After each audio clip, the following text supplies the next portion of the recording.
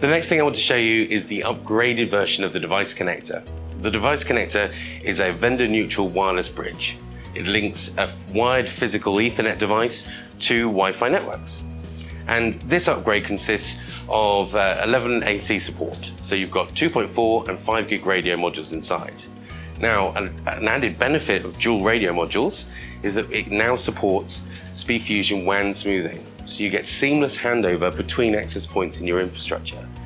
That means that if you're streaming video or if you've got real-time services running over that wireless link, you get reliability as it changes between access points.